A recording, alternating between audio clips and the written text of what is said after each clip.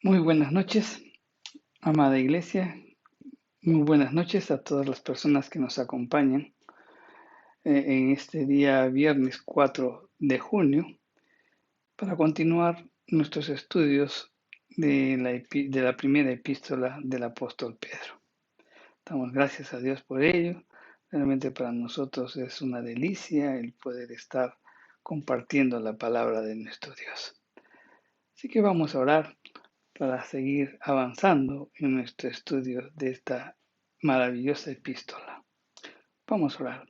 Padre Santo, Señor, te damos gracias por la oportunidad que nos das siempre de poder estar en comunión contigo y sobre todo también, Señor, porque nos das la oportunidad de conocer más tu palabra. Gracias por poner en nosotros, en nuestro corazón, ese deseo, pues, de enseñar y también de aprender la palabra de nuestro Dios. Te damos gracias, Padre Santo, te damos gracias, te bendecimos, te exaltamos, Señor. Señor, habla a nuestra mente y a nuestro corazón en todo lo que hagamos en esta noche. Que el propósito principal sea exaltar, bendecir y glorificar tu nombre. En el nombre de Jesús te lo pedimos. Amén. Bien, vamos a recordar un poquito a manera de introducción sobre todo lo que hemos estado conversando en estos tres últimos mensajes relacionados con la epístola de Pedro. Y estos tres mensajes o estas tres enseñanzas que hemos dado están relacionados solo con el versículo 1 del capítulo 1 de la primera epístola de Pedro. Vamos a recordar un poquito para ubicarnos en el contexto de la enseñanza de hoy. En el primer mensaje que le titulamos Introducción, afirmamos pues que Pedro sabía que los creyentes que estaban en la dispersión necesitaban desesperadamente pues fuerte palabras de aliento, ¿no? Eh, el pueblo de Dios había sido dispersado, pues habían salido de Jerusalén, muchos estaban en persecución, en angustia, pasaban necesidades económicas, necesidades tal vez de provisión, de salud, provisión económica, de alimentos, etcétera, etcétera. Entonces, los que se encontraban ahí en la dispersión no la estaban pasando nada fácil. Entonces esos creyentes necesitaban desesperadamente pues una fuerte palabras de aliento. Entonces nosotros dijimos que nos podríamos preguntar, ¿cómo hace uno pues para llegar a una persona y fortalecerla? Y sobre todo cuando está sufriendo y penando. ¿Cómo puede estar segura pues una persona durante el sufrimiento y la persecución? Indicamos que la única manera de ser efectivos en ello es recordándole a la persona que es salva, o sea, que realmente tenga un verdadero entendimiento de su estado. Y eso lo debe motivar plenamente a estar seguro que está bajo el cuidado y el amor de Dios. Eso indicamos en el primer estudio de esta epístola. En el segundo mensaje o en el segundo día que estuvimos predicando este versículo 1, indicamos que Pedro inició sus palabras de aliento indicando dos características que implicaban la salvación. Esas características es que somos elegidos por Dios y que somos santificados por el Espíritu Santo.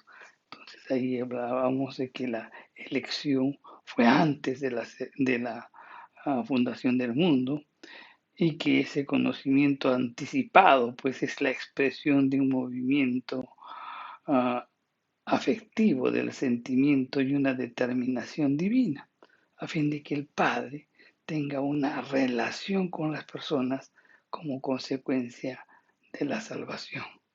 Entonces, hemos sido elegidos para tener una relación personal y especial con Dios.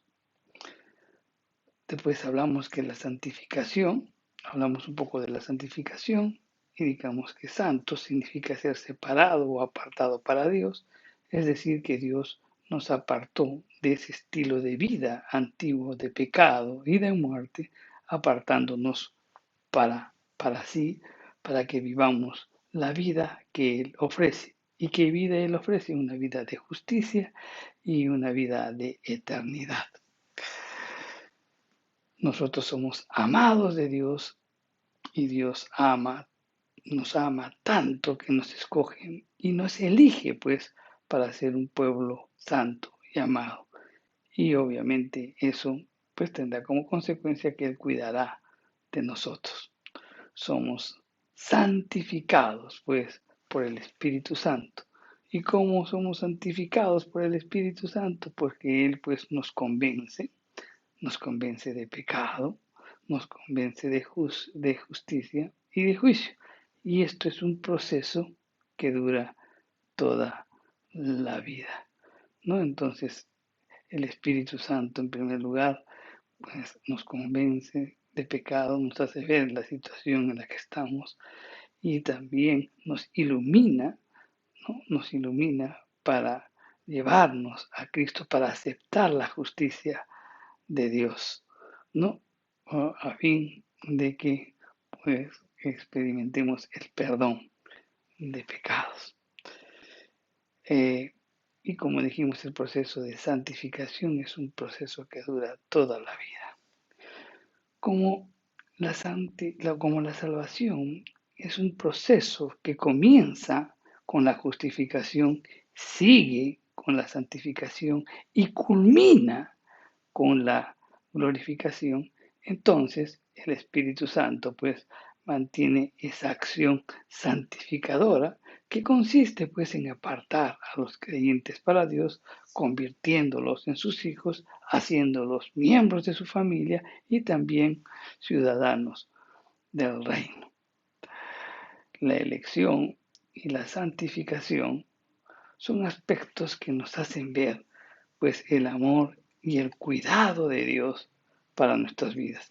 Entonces, cuando estemos pasando por circunstancias difíciles, siempre debemos recordar que hemos sido elegidos y que hemos sido santificados por Dios. Y esto nos debe fortalecer y nos dará seguridad en Él.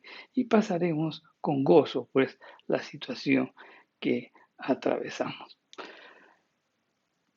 Eso es lo que hemos visto hasta este momento. Entonces, hoy vamos a ver si hemos sido elegidos y hemos sido santificados, pues ¿para qué? Entonces vamos a hablar sobre el propósito. ¿Para qué hemos sido elegidos y santificados? Entonces sigamos escudriñando, meditando este versículo 1 del capítulo 1 de la primera epístola de Pedro.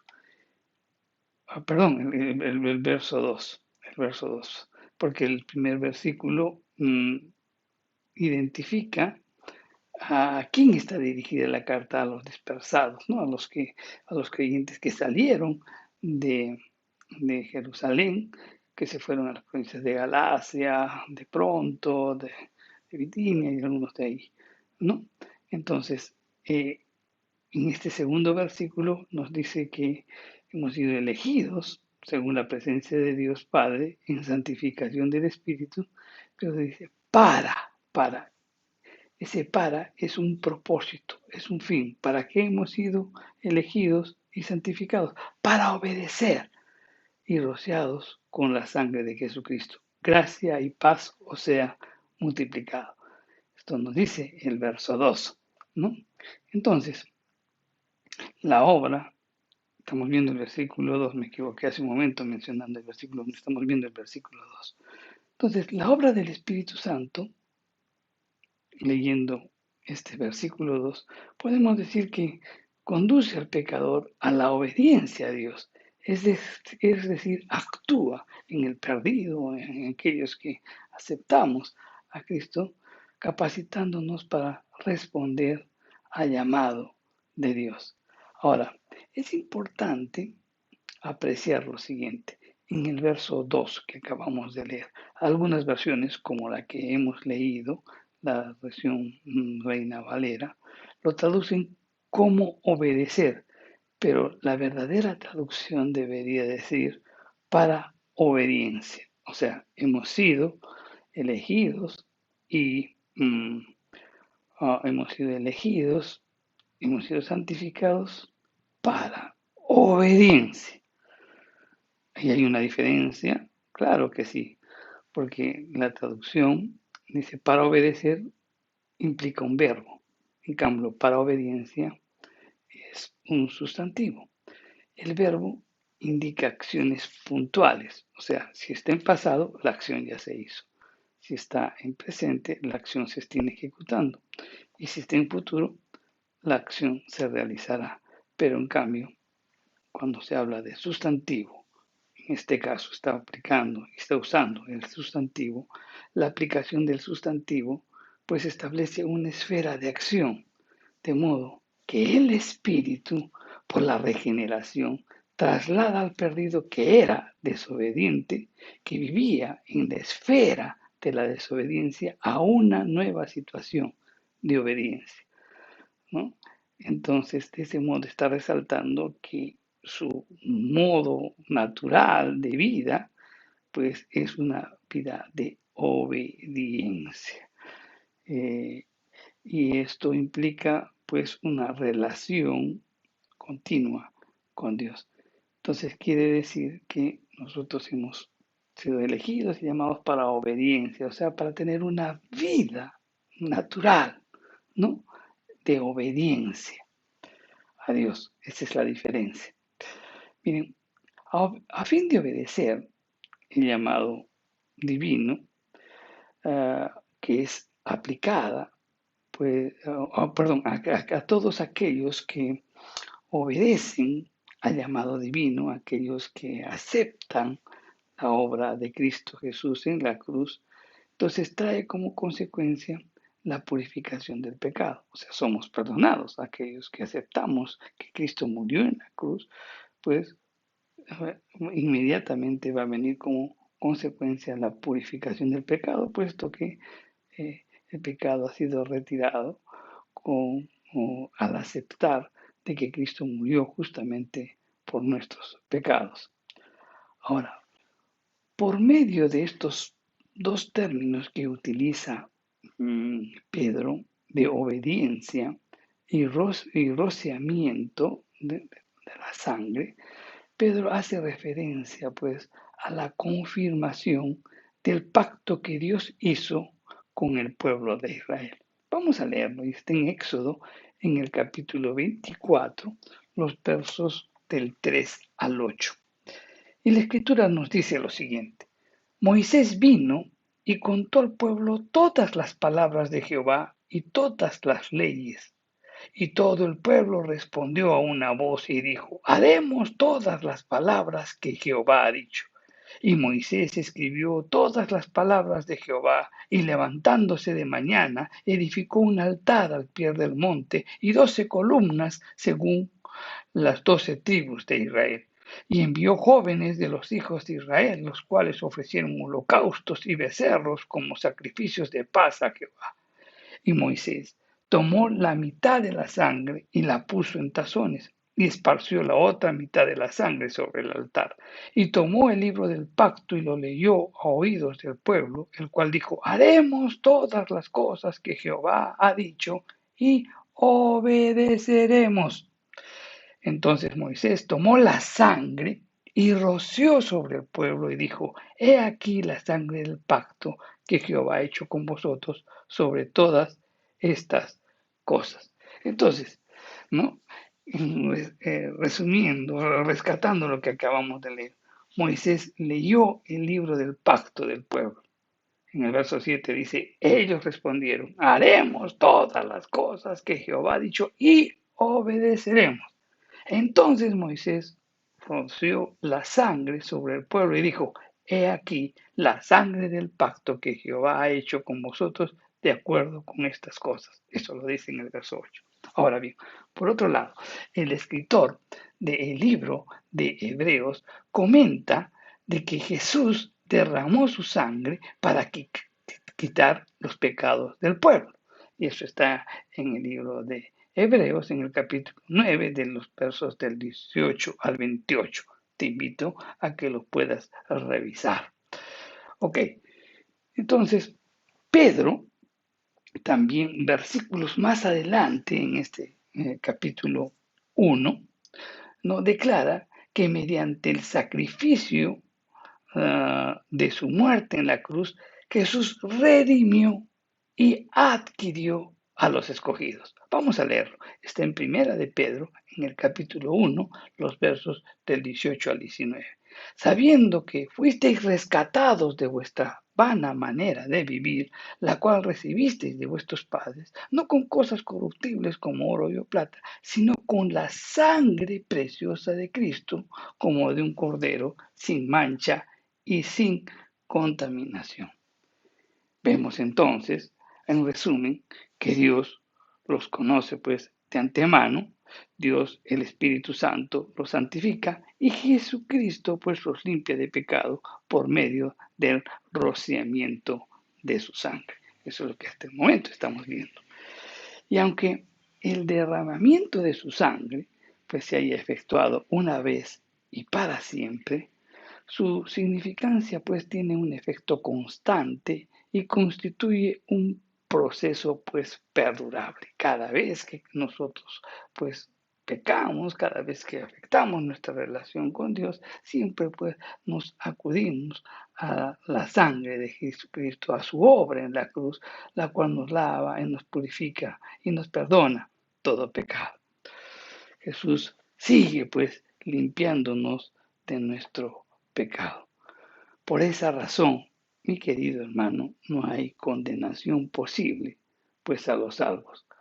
La responsabilidad, pues, del pecado se extingue en Cristo y por Él, y de manera que puedan decir, pues, con seguridad todos los que nos hemos acogido a la obra de Cristo, que no hay ninguna condenación para los que estamos en Cristo Jesús. Entonces, a los llamados, la sangre de Cristo los limpia pues de todo pecado, pasado, presente y futuro. Y el trono de ira, a causa del pecado, pues se convierte en un trono de gracia que al que pueden acceder para encontrar el socorro oportuno para cada momento y cada situación. Sea en los momentos de alegría, sea en los momentos de bonanza, de quietud, o también sea en los momentos de adversidad y de prueba, ¿no? Entonces, la acción divina capacita a los santificados separándolos por el Espíritu para Dios permanentemente, ocupándose de una vida santa en el poder del Espíritu después de la conversión. Entonces, esto da lugar a una diferencia notable en su forma de vida, como Pablo lo expresa. Pablo, ¿cómo lo expresa en 1 de Corintios, en el capítulo 6, el verso 11? Y esto erais algunos. Entonces, antes nuestra vida era una vida de pecado, una vida de perversión, una vida. Por eso es que el apóstol Pablo dice, y esto erais algunos, mas los que habéis sido lavados, y habéis sido santificados, y habéis sido justificados en el nombre del Señor Jesús y por el Espíritu de nuestro Dios. O sea, implica un cambio en nuestra vida, lo que éramos antes, así como en el calendario, pues hay un antes y un después de Cristo, así también de aquel que acepta la obra de Cristo, ¿no? Hay un antes y un después, antes de aceptar a Cristo y después de aceptar a Cristo. Entonces, la separación del pecado que permite la santificación ya es un hecho pues definitivo de posición en Cristo. Vamos a leerlo, está en 1 de Corintios 1:30 y dice, mas Por él estáis vosotros en Cristo Jesús, el cual nos ha sido hecho por Dios sabiduría, justificación, santificación y redención. Entonces, los santificados somos separados para Dios como un pueblo santo. Vamos a ver qué nos dice también Pedro más adelante en el capítulo 2, en el verso 9. Dice, mas vosotros sois linaje escogido, real sacerdocio, nación santa, pueblo adquirido por Dios, para que anunciéis las virtudes de aquel que os llamó de las tinieblas a su luz admirable. Entonces, pues, si tenemos que hay un cambio en nuestra vida, un antes y un después, la ocupación de todos los salvos ya no es el pecado, sino la santidad, ¿no? Una santidad de vida. En Filipenses 3:12 nos dice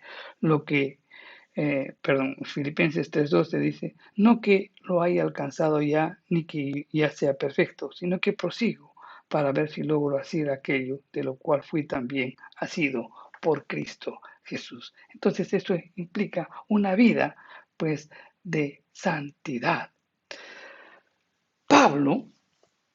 Pedro, después de expresar, pues, el propósito por el cual hemos, hemos sido elegidos y santificados, ¿no? Después de expresar eso, también, pues, expresa un deseo, la de gracia y paz en abundancia. Y estos dos términos tenemos que meditarlos y entenderlos bien. Gracia y paz. El término gracia podemos comprenderlo. ¿Cómo lo podemos comprender? Como que abarca pues conceptos de misericordia, de amor y el perdón de pecados. Gracia, mi querido hermano, es lo que ofrece Dios al hombre. Y paz es un estado de felicidad interior que el poseedor manifiesta pues exteriormente ante su prójimo. Estos dos términos, gracia y paz, están estrechamente relacionados. Gracia es la causa y la paz es la consecuencia. ¿Cómo es esto? Es decir, cuando tú aceptas el don de la gracia, que es Jesucristo, nuestro Señor, y tú la aceptas, eso da como resultado la paz.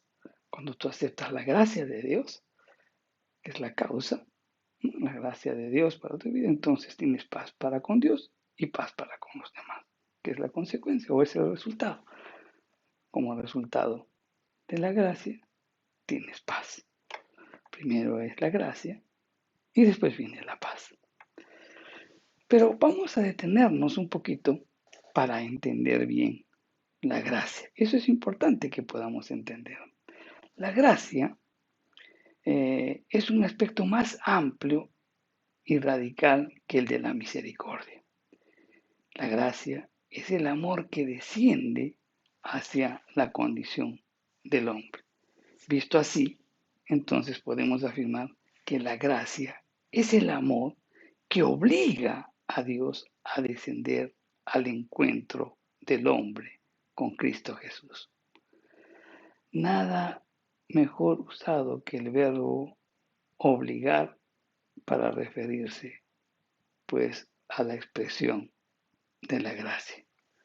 ¿Por qué? Porque Dios se obligó a sí mismo a venir al encuentro del pecador en su plan de salvación, producido en la voluntad de Dios antes de la creación.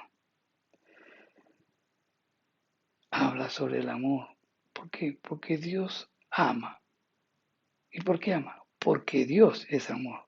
O sea, no es amor porque ama. Dios no es amor porque ama, sino que Él ama porque es amor. Dios es amor. Su esencia es el amor. Entonces, por ese amor, lo lleva a descender la gracia para alcanzar al pecador. Entonces, esto nos hace ver que la salvación solamente es posible por la gracia.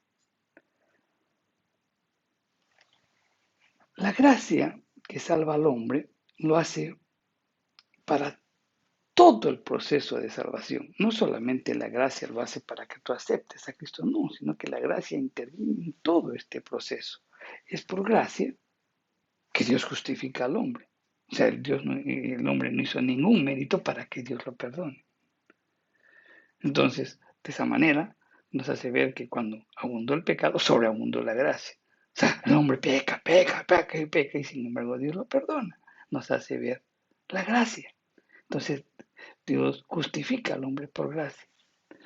Dios, por gracia, envió a su Hijo para salvar al pecador. Y también la salvación en la esfera de la santificación solo es posible por gracia. O sea, por gracia sigue trabajando en ti en ese proceso de santificación.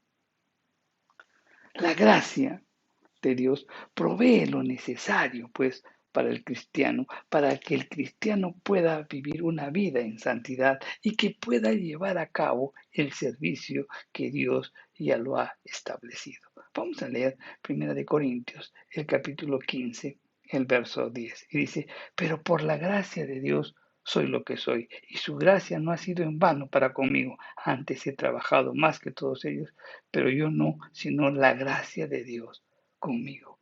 El mismo Pablo lo declara. Entonces, la gracia es lo que nos provee, es lo que nos provee, lo que necesitamos para vivir una vida en santidad y poder también desarrollar el servicio que Dios quiere que lo realicemos. La culminación plena de la salvación, que consiste pues en la glorificación cuando estemos en la presencia de Dios, también será una operación de gracia. Si Dios ha estado trabajando contigo en todo el proceso de la salvación, el último instante de tu vida, el último momento de tu vida, cuando tú expires, pues Dios va a completar la obra para que puedas estar en su presencia y puedas estar pues también en la presencia de Dios y que podamos glorificar el nombre de Dios y también pues nosotros seamos glorificados. Y simplemente es una acción de pura gracia. La gracia es la fuente de la bendición para el cristiano. Por eso Santiago dice que aún en las situaciones más difíciles, como pueden ser las pruebas, Dios nos dará mayor gracia, conforme lo dice en Santiago, en el capítulo 4, el verso 6. Entonces vemos lo maravilloso, lo que es la gracia. Entonces Pablo dice, ok, hemos sido elegidos, hemos sido santificados, ¿no? Hemos sido santificados para obedecer, pero también entiendan lo que es la gracia. Y ahora también nos dice, para que tengan paz. Entonces tenemos que hablar sobre la paz. ¿Y qué podemos expresar sobre la paz? En primer lugar, que la paz fue un admirable regalo que Dios dejó a los suyos y por extensión, pues a todos los salvos. Y eso lo expresó en la última cena. En Juan 14:27, él expresó y dijo, mi paz os dejo, mi paz os doy. Yo no los doy como el mundo lo da, no se turbe vuestro corazón ni tenga miedo. En estas expresiones, la paz pues adquiere dos sentidos, uno de relación y uno de experiencia. En cuanto a la relación, entonces Jesús nos asegura que ya la paz la ha dejado hecha, ¿no? ¿Por qué? Porque la enemistad que genera pues el propio pecado ha sido cancelado por su obra en la cruz. Y también la de experiencia, porque el Señor nos llama pues a vivir su propia paz. Y esa paz que Él experimentó como hombre en medio del conflicto que Él interiormente tenía en la última noche. La salvación por medio de la regeneración convierte pues a los creyentes en pacificadores. Y como pacificadores eso nos hace bienaventurados y nos permite manifestar la condición de hijos de Dios. Vamos a leerlo en Mateo 5:9. Dice, bienaventurados los pacificadores, porque ellos serán llamados hijos de Dios. Entonces, el pacificador es el que vive la paz. Por tanto, el pacificador va a buscar esa paz insistentemente. Él va a procurar y también va a promover la paz. Miren, la paz en el concepto bíblico tiene que ver en una perfecta relación con Dios. El que ha sido justificado por la fe está pues en plena armonía con Dios y siente la realidad de una paz perfecta que sustituye pues a la relación de enemistad anterior como consecuencia del pecado. Romanos 5:1 dice, justificados pues por la paz, ¿no? Perdón, los justificados tenemos paz para con Dios. El Señor vino al mundo con el propósito pues de matar las enemistades y anunciar las buenas nuevas de la paz. En Efesios 2, 16, 17 dice, y mediante la cruz reconciliar con Dios a ambos en un solo cuerpo, matando en ella las enemistades. Y vino y anunció las buenas nuevas de paz a vosotros que estabais lejos y a los que estaban cerca. La demanda para el creyente es una vida de vinculación con Jesús. Entonces, si el creyente ha sido llamado pues, a tener una vinculación con Jesús, entonces no puede ser otra demanda, sino que podamos proceder de acuerdo a su mismo sentir. Y la paz es consecuencia de una experiencia de unión vital con Cristo Jesús. La santificación se desarrolla pues en una vida de paz. Mientras tú tengas paz, pues también vas a ir desarrollando más este proceso de santificación. ¿Por qué? Porque es una operación que hace el mismo Dios de paz. Vamos a leerlo. Está en 1 de Tesalonicenses 5:23 y nos dice, y el mismo Dios de paz os santifique por completo y todo vuestro ser, espíritu, alma y cuerpo sea guardado irreprensible para la venida de nuestro Señor Jesucristo. Entonces, en esencia, ¿qué es lo que quiero decirte? El pacificador anhela la paz con todos los hombres. Siente una profunda necesidad de seguir la paz. Anhela predicar el Evangelio de la paz. Siente que Dios le ha anunciar toda la paz que él hizo en la cruz y procura llevarlo a cabo. Modela su vida conforme al príncipe de paz que busca a los perdidos y restaura pues aquel que ha caído y ensuciado parcialmente su vida espiritual. Entonces esto nos hace ver que la paz de Dios se ha hecho en sus vidas, gozándose pues de esa admirable experiencia. Entonces no hay dificultad ni problema que logre inquietarlos en su vida cristiana. Entonces, si ellos no están inquietos, no inquietarán a ninguna otra persona. Si un creyente no procura la paz y la sigue, debe preguntarse si ha tenido una experiencia personal con el Dios de paz. Entendamos bien esto. La diferencia entre un cristiano normal y un pacificador es que el cristiano normal habla de Dios, habla de la obra de Cristo Jesús en la cruz.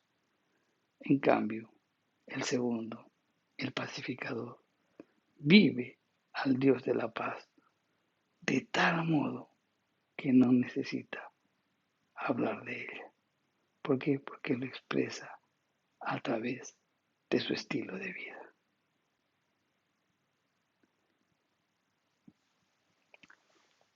Pedro termina expresando que estas bendiciones de gracia y paz sean multiplicadas. Querían que los creyentes que están en la dispersión, aquellos que están en esa situación de angustia, de desesperación, de ser perseguidos, de ser necesitados, que estas bendiciones sean multiplicadas, la de gracia y la de paz. Quería que tengan estas bendiciones de gracia para que esta gracia se manifieste pues en toda su vida, incluyendo en esos momentos de tribulación y de persecución, donde la manifestación de la gracia resulta necesaria. Y también deseaba de que experimenten la paz, que es la paz en la máxima dimensión posible.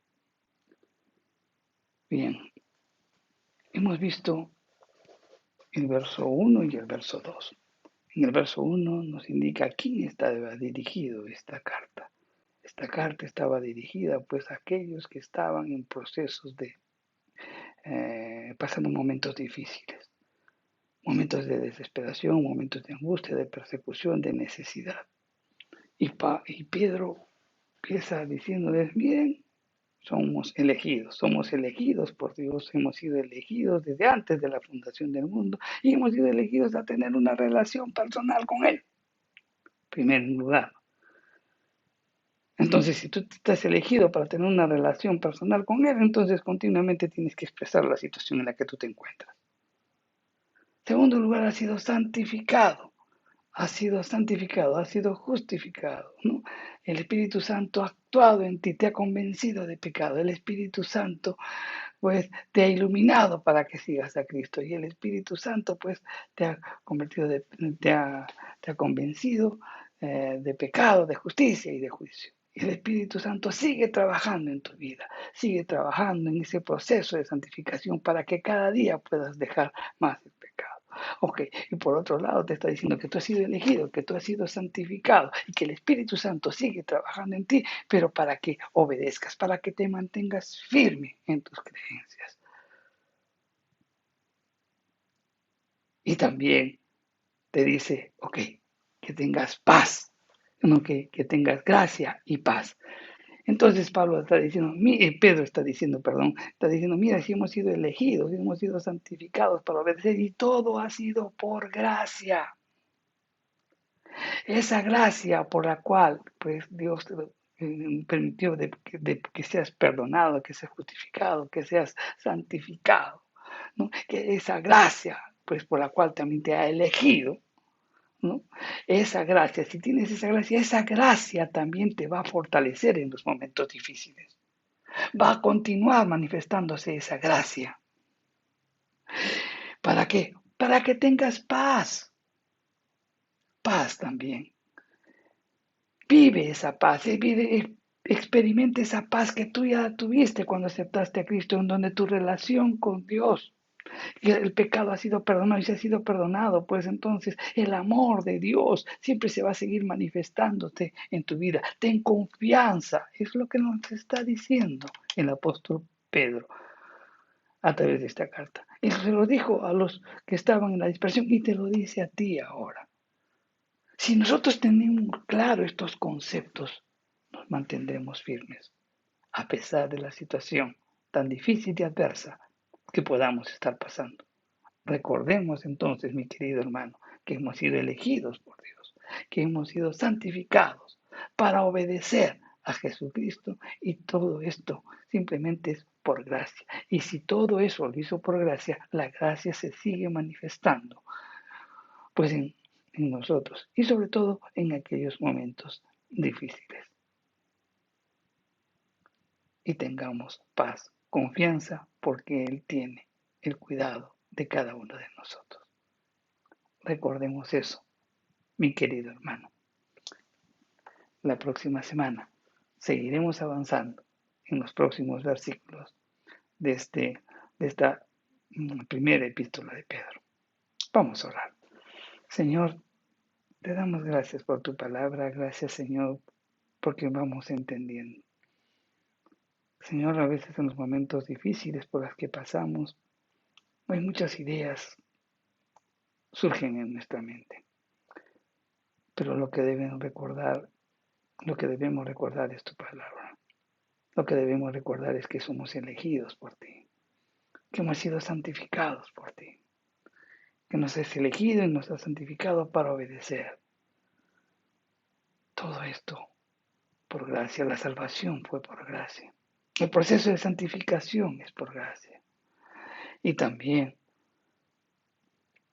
pues en los momentos de mucha necesidad, la gracia también se sigue manifestando. Y eso nos debe dar paz. Paz porque tú tienes el cuidado y el amor de cada uno de nosotros. Te alabamos y te bendecimos, Señor. Te damos gracias y te pedimos que podamos vivir plenamente lo que hemos aprendido. Todo esto te lo pedimos en el nombre de Jesús. Amén. Hermanos, los esperamos el próximo viernes para seguir pues comentando, estudiando, meditando esta primera epístola del apóstol Pedro. Que Dios los bendiga.